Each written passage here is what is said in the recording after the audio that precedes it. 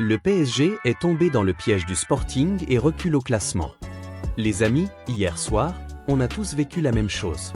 On regarde le match, on se dit, c'est bon, on maîtrise, on va gagner tranquillement à Lisbonne, on va se rapprocher du top 4 ou top 5 direct.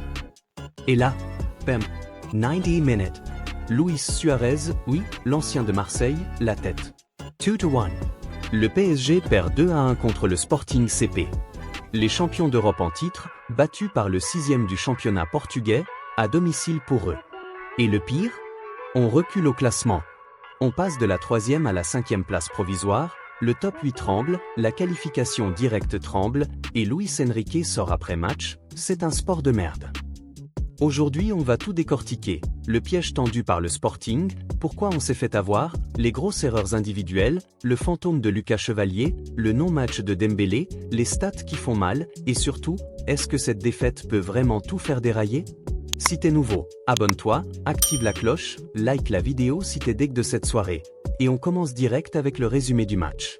Allez, on revoit un peu. Mardi 20 janvier 2026, Estadio José Alvalade, 7e journée de la phase de Ligue Champions Ligue 25/26. PSG champion en titre, après avoir écrasé l'Inter 5-0 en finale l'an dernier, on arrive avec 13 points, 3e du classement. Sporting, invaincu à domicile en C1 cette saison, mais personne ne les voyait nous faire tomber. Compo PSG, Lucas Chevalier, Nuno Mendes, Pacho, Marquinhos, Zaïre Emery, dans un rôle hybride, Vitinha, Fabian Ruiz, Mayulu, Barcola, Dembélé, Doué. Kvaratskhelia sur le banc, Zabarni rentre en cours de match. Dès le coup d'envoi, on met le pied sur le ballon. Possession 75% sur l'ensemble du match. 28 tirs dont 6 cadrés. XG autour de 2.4, 2.6 pour nous, 0.9 pour eux.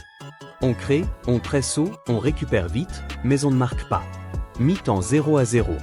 Frustrant mais logique. Le Sporting est ultra regroupé, bloc bas plus contre rapide. Classique piège lusitanien. Et là, le deuxième acte devient cauchemardesque. 74. Corner pour le Sporting. Mauvaise sortie de Chevalier? Mauvais placement? Toujours est-il que Suarez smash une tête au premier poteau. 1-0.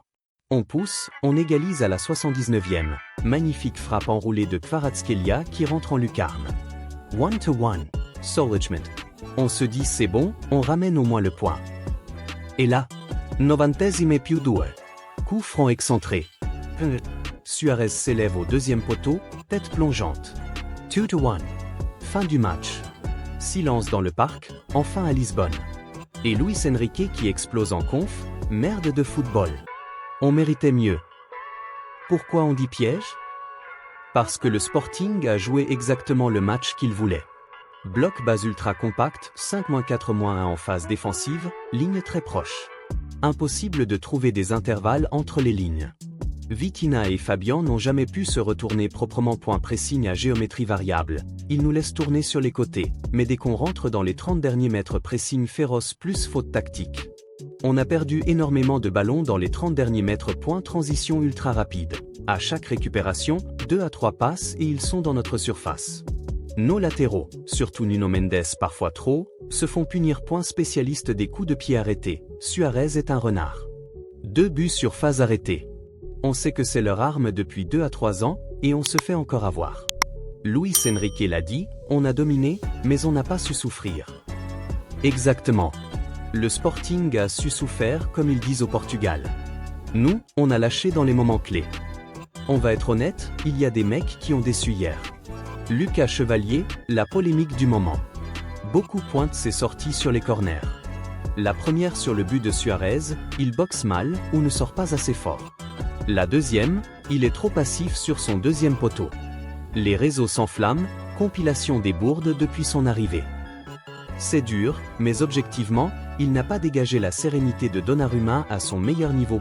Ousmane Dembélé, Ballon d'Or 2025, mais hier, transparent. 3 dribbles réussis sur 11 tentés, 0 tir cadré, énormément de déchets techniques. Il a perdu énormément de duels. Pas son match. Est la charnière centrale. Pacho et Marquinhos ont été corrects, mais les 2 buts viennent de leur zone. Marquinhos battu dans les airs sur le premier, Pacho pas assez agressif sur le second. Zabarni entrée catastrophique. Dès qu'il rentre, le Sporting sent qu'il peut exploiter son côté. Perte de balle plus positionnement approximatif. Les bons points? Kvara, entrée décisive, but magnifique. Vitina, monstrueux dans l'entrejeu, 92% de passes réussies. Barcola et Doué, ont essayé, créé du danger. Tableau fictif mais réaliste basé sur les infos. Avant la 7e journée, PSG 3e avec 13 points. Après, probablement Liverpool ou Arsenal, Tottenham, victoire contre Dortmund, Real Madrid, 6-1 Monaco, PSG 13 points Sporting 13 points. On a perdu 2 places en une soirée.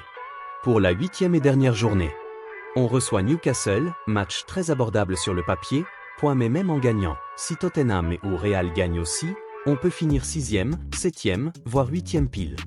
Pire scénario, défaite contre Newcastle, on tombe potentiellement en barrage, entre le 9e et le 24e. Le top 8 direct égale hyper important cette année avec le nouveau format. On ne veut pas jouer des barrages contre un Napoli, un Barça ou un Atlético en forme. Ce match doit servir de rappel. On est champion d'Europe, on a une équipe de fous, mais on n'est pas encore intouchable. Les points faibles persistent.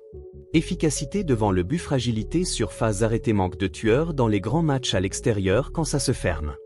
Luis Enrique doit faire des choix. Titulariser Kvara plus souvent, repenser la défense sur coup de pied arrêté. Marquinhos capitaine doit être plus présent, peut-être ainsi plus récupérateur pour équilibrer. Prochain match, Newcastle au Parc. Il faut une réaction. 3-0 minimum, grosse perf, pour remettre la pression sur les équipes devant.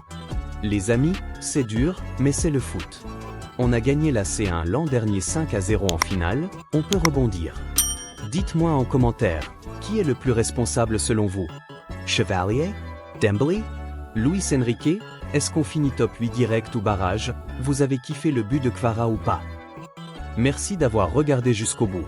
Partagez la vidéo aux potes qui sont en PLS depuis hier. On se retrouve très vite.